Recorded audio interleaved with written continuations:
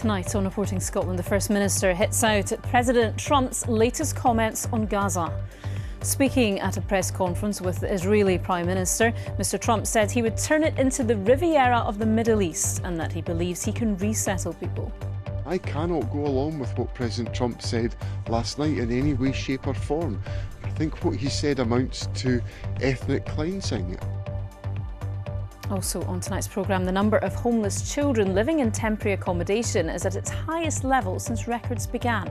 Because you don't have that long-term security, that clouds over your head that you know you could be evicted at any time. We'll hear from John, who's spent 12 years living in temporary accommodation. The cost of replacing Barlinnie Prison has risen to almost £1 billion. A report finds Aberdeen City Council has yet to agree the purchase of a single home affected by rack concrete. And coming up in the sport, Celtic face Dundee as Brendan Rodgers' side aim to move 13 points clear at the top of the Premiership table. Hello, I'm Laura Miller. Welcome to Wednesday's programme.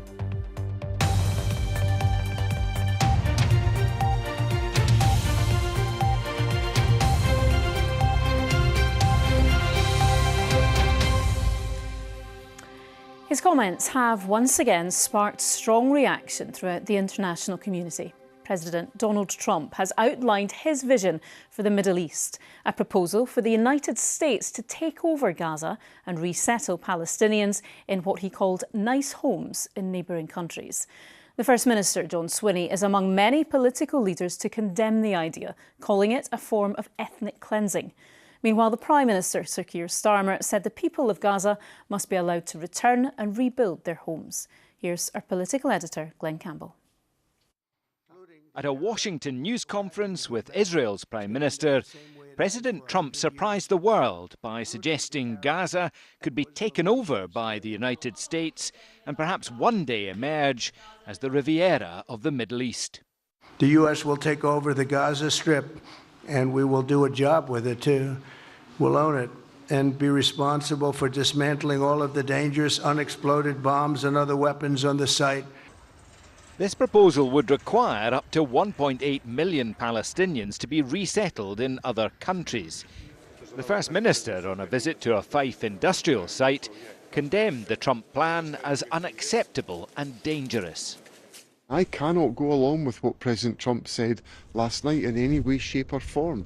I think what he said amounts to ethnic cleansing, and it's about the forced repatriation of the Palestinian people. I cannot go along with that.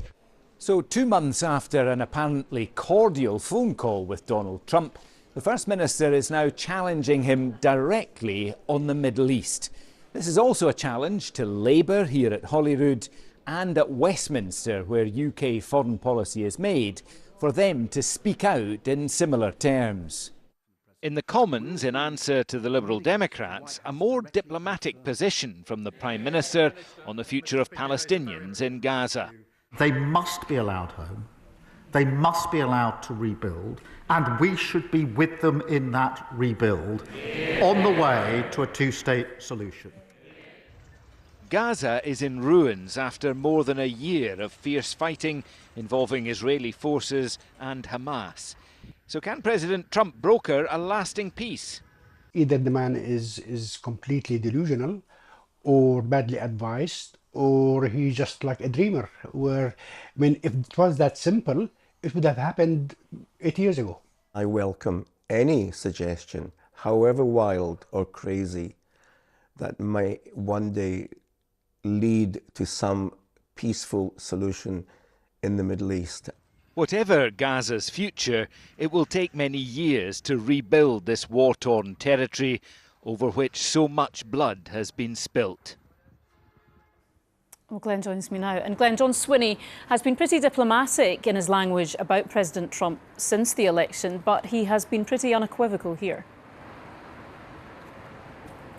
Yeah, worth saying that John Swinney has no formal role in deciding UK foreign policy, but he is, as a political leader, entitled to have a view, and he's expressed that in pretty strong terms, talking about Donald Trump's proposal as being ethnic cleansing. The Prime Minister, Sir Keir Starmer, did not repeat that phrase, but he's clearly pushing back against the President's suggestion in the Commons, saying that the people of Gaza should be allowed to return and to rebuild their homes. What I think is interesting about John Swinney's intervention today is that he felt compelled to make it, despite the fact that he is trying hard to be seen as someone who is focused on delivery on domestic issues like the NHS, and that he felt compelled to make it as someone who was trying to build a working relationship with Donald Trump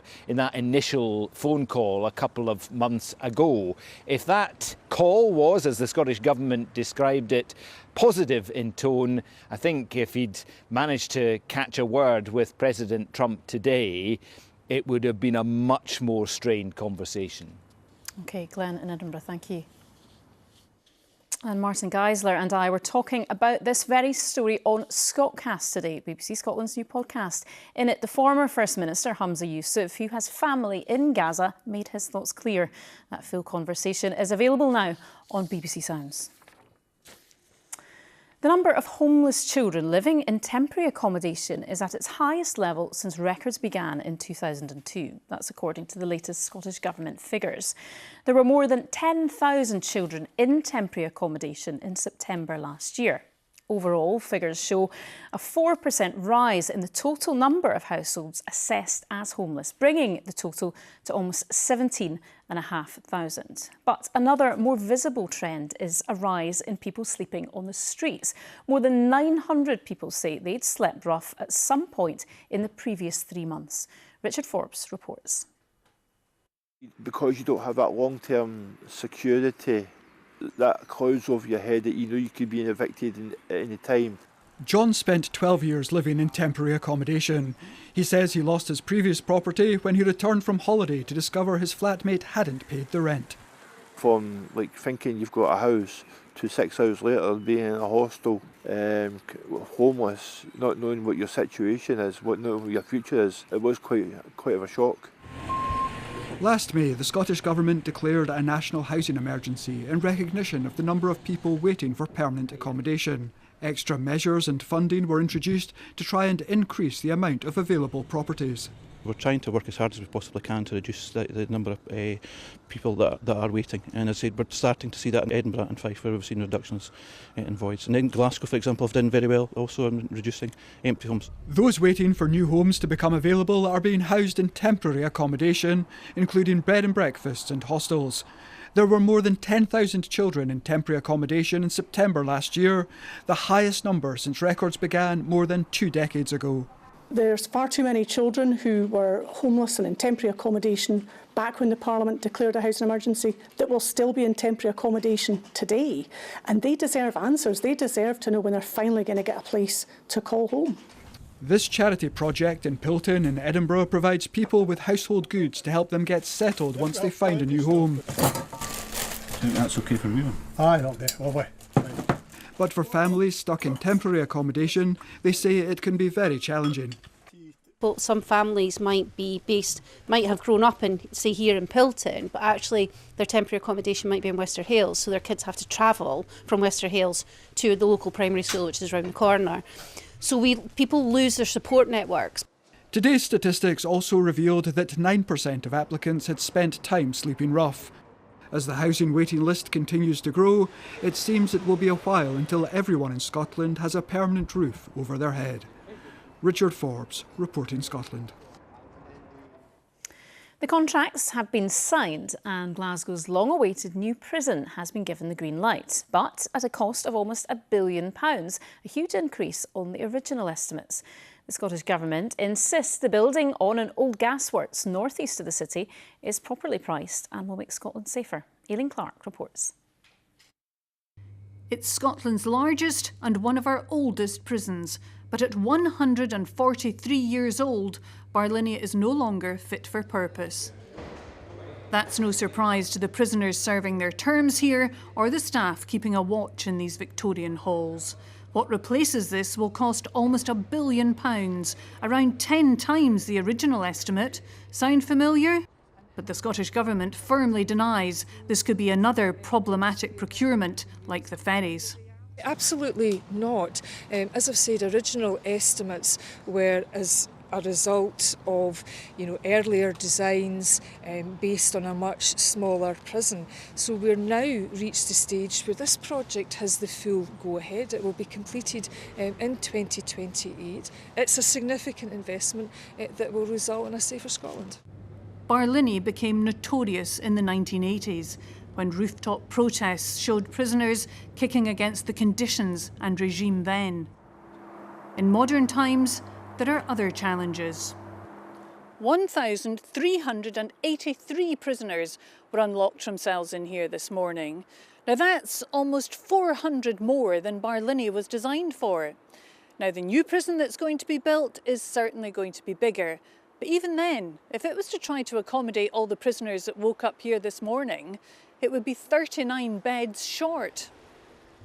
To have any chance of meaningful rehabilitation work, though, a move away from barbed wire-clad Barlinnie to this modern prison designed to help as well as detain is vital, says the Governor, who's confident it will open in 2028.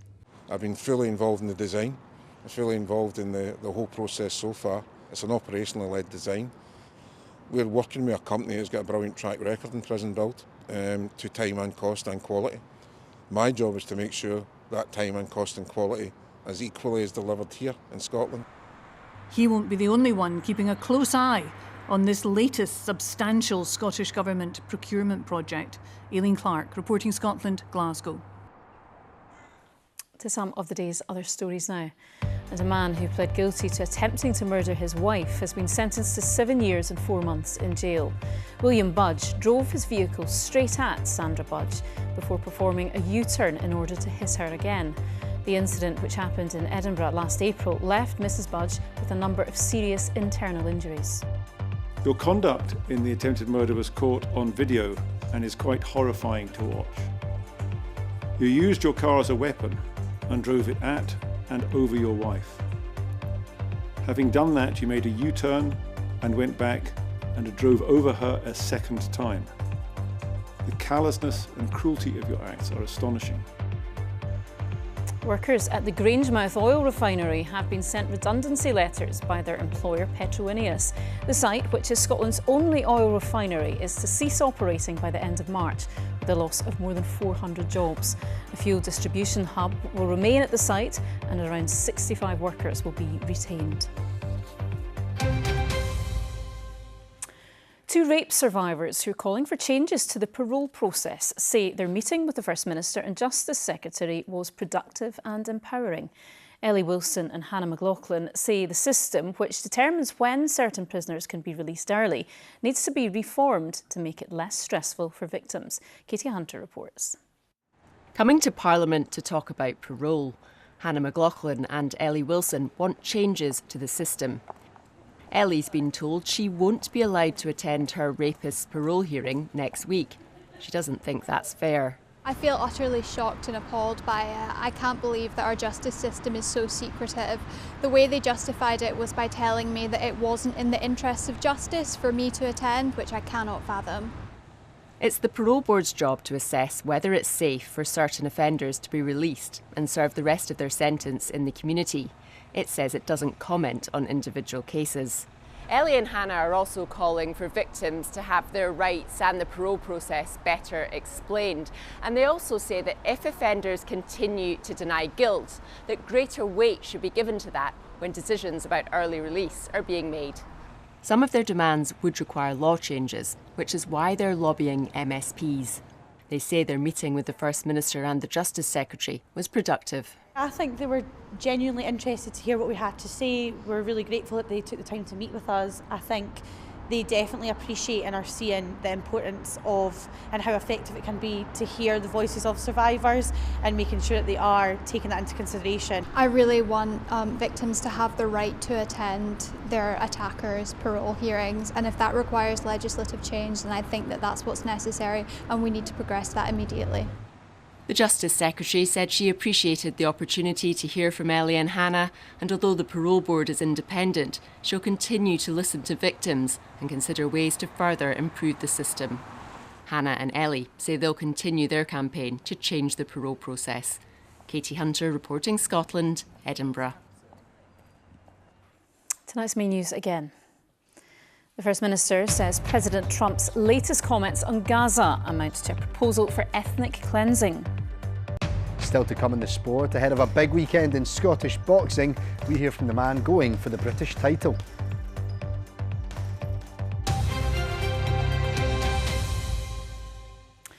A report on privately owned properties affected by so-called rack concrete in Aberdeen has revealed the council has yet to agree the purchase of a single home. The local authority wants to buy the former council properties containing the potentially dangerous material. Well, our reporter Louise Hosey joins us now from Aberdeen. Louise, what more can you tell us? Well, Laura, we already know that RAC was identified in more than 500 properties here in Aberdeen last year. Affected homes are set to be demolished, and these include 138 privately owned homes. Now, the council is hoping to do this, to buy these homes through voluntary acquisition, but many owners are refusing to engage with them. They're angry that these valuations deduct the cost of the RAC roof and say that potentially that's leaving them tens of thousands of pounds out of pocket. We're aware of one homeowner who's been offered £20,000 for a one-bedroom flat.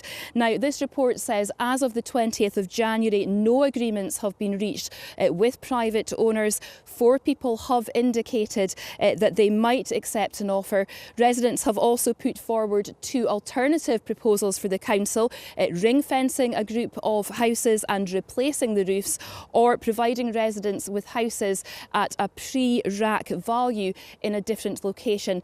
Well, earlier I spoke to Wilson Chowdhury, the chair of the UK RAC campaign group. At the end of the day, when homeowners first began the campaign, at the very first meeting, we all agreed that unless we were assured or felt that the council were going to provide fair valuations, we weren't going to participate.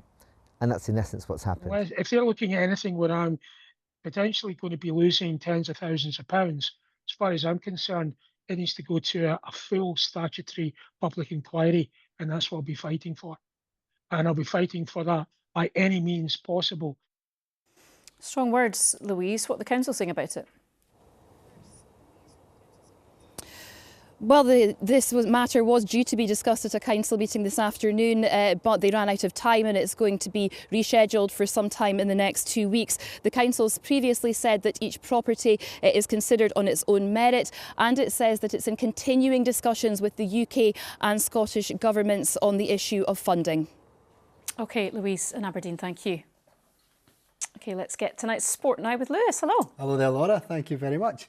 Good evening. Well, Jota makes his first start since returning to Celtic, who will extend their lead at the top of the Premiership to 13 points if they beat Dundee in tonight's rearranged league clash in Glasgow, while the visitors have the opportunity to bounce back from their heaviest defeat of the season and move 9 points clear of the bottom. Jonathan Sutherland is at Celtic Park.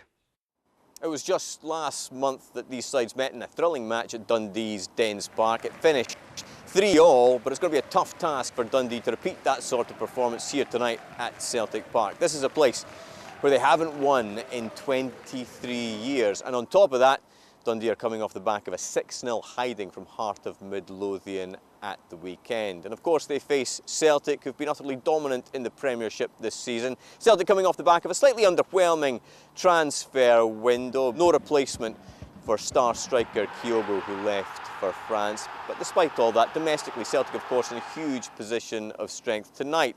They'll be looking to strengthen their grip at the top of the table by extending their lead over second place Rangers to 13 points. They'll go into this as big favourites against Dundee. A big week for Celtic. They've got Raith Rovers in the Scottish Cup coming up, and next week Bayern Munich in the Champions League. But tonight all about 3 points in the Premiership. Jonathan Sutherland at Celtic Park. Hibernian boss David Gray says his players need to believe they can win the Scottish Cup if they want to emulate the success of 2016, the year they last lifted the trophy. On that memorable day for Hibs fans, Gray scored in stoppage time in a 3-2 win against Rangers to end a 114-year wait. Now as head coach, he hopes to guide his team to more success. Their cup campaign continues on Friday night away to Championship side Ayr United. You start to look back, you start to miss your playing days, and anything I'm reflecting on from my playing career was very much that moment and that day. When you play for this club, there is a genuine opportunity to try and win something. I've been extremely fortunate to be able to do that. Came close on another couple of occasions as well, but it is a genuine opportunity. Now you need to get a bit of luck sometimes, you need things to go your way, because clearly there's good sides in the country, but it is a genuine opportunity, and that is the objective going into it, and the players need to believe you can do it. If you don't believe you'll do it, then you'll never achieve anything. The Scotland players are in a very good place and full of belief that they can end their long wait for a win over Ireland, according to scrum coach Peter de Villiers. Scotland's last win over the Irish came 8 years ago, but ahead of Sunday's Six Nations showdown at Murrayfield, there's plenty of confidence in the camp. You have to grow as a team, and that growth sometimes comes over time, believing in it and making sure for 80 minutes you get everything in every department right, because that is what Ireland tend to do, as they are very consistent in all different areas of play. So that firstly is going to be important, and then secondly is the belief, going out there and really believing that we're going to go and do it. And I think the players are all in a good place with regards to that. Now to boxing, and Edinburgh fighter Matty McHale here is looking to follow in the footsteps of Josh Taylor as he bids for the British super flyweight title this weekend. The 28-year-old trains at the same gym as the former undisputed world champion and has been getting plenty of advice ahead of his fight against Brandon Dayord, which is live on BBC Scotland this weekend on Saturday night in East Kilbride. That's everybody's kid's dream to go on, if not go to the Olympics, but obviously that didn't happen. Commonwealth Games, that happened. And then you see Josh Taylor, you see what gym he came from, the same one as me, to be undisputed champion of the world. That's every kid's dream. Let's take it one step at a time. I want to get that British title, so yeah. Well, if he achieves half of what Josh Taylor done, he'll still have a terrific career, won't he? Yeah, absolutely. Okay. And there's an extended interview as well, Laura, with Matty over on the BBC Scotland channel shortly on News at 7. Good stuff. Thank you, Lewis. Thank you. Also coming up is Debate Night hosted by Stephen Jardine, which is coming from Stirling tonight at the new time of 9 p.m. on the BBC Scotland channel. Here he is. Debate Night is in Stirling this evening, and our studio audience will be arriving soon. They're going to put their questions this evening a bit later to Michelle Thompson from the SNP, Richard Baker from Scottish Labour, Megan Gallagher from the Scottish Conservatives, broadcaster Gemma Kearney, and celebrity chef Nick Nairn as well. That's Debate Night with me from Stirling, our new time, 9 o'clock on the BBC Scotland channel. Well, now Christopher is here with the weather, and what's a view? Beautiful. Yeah, lovely picture there from one of our weather watchers in Fife. Blue sky, plenty more of that on the way tomorrow as well. Good to hear. Thank you very much indeed. Good evening to you. Yes, it was a pretty decent day of weather, wasn't it? There were a few showers around at times, but through the course of this evening, those showers fading away and many areas then dry, and with clear skies it will be chilly through central, southern and eastern Scotland. We're looking at a frost and in some parts temperatures well below freezing. More of a breeze in the northwest though, so temperatures here holding above freezing. That takes us to tomorrow, and once again we have high pressure situated overhead, keeping things dry and settled. There will be some areas of low cloud, mist and fog first thing, and those could be slow to lift across parts of the southwest through Dumfries and Galloway. Elsewhere though, lots of dry and fine weather, lots of sunshine and blue sky. Temperature-wise, by mid-afternoon, we're looking at around about 7 or 8 Celsius, but for most, with light winds, it shouldn't feel too chilly, really. You'll feel the strength of the sun just beginning to increase. Around the west coast, a little more breeze here once again, so that will actually lift temperatures in Stornoway to 9 degrees. Elsewhere, though, it's a fine afternoon. And then after that fine day of weather with clear skies, those clear skies hold on overnight. That means tomorrow night, even colder than this coming one. Town and city values there well below freezing, some rural parts down to around -5. That takes us to the end of the week. This is Friday. Now the fog chance through parts of central Scotland again could be slow to lift, and the winds more east-southeasterly, so More chance of seeing some cloudier skies in the east, best of the sunshine in the west, temperatures 5 to 7 Celsius, and the temperatures tumble further into the weekend. High pressure is still holding on, but there's a bit more moisture around. That means a bit more cloud, and we're dragging in cool air from the east. So this is the picture on Saturday. Still largely dry, but for many cloudy, and 3 degrees in Inverness. That is not going to feel particularly pleasant at all. 5 degrees elsewhere at best. Sunday, once again, it is still largely dry. There'll be areas of cloud, and afternoon values on the thermometer around 4 to 7 Celsius. That's the forecast for now. Thank you, Christopher. And that is Reporting Scotland for now. Al McAlpine will be here with your late news at 10:30 tonight. Until then, from everyone on the team, do enjoy the rest of your evening. Good night.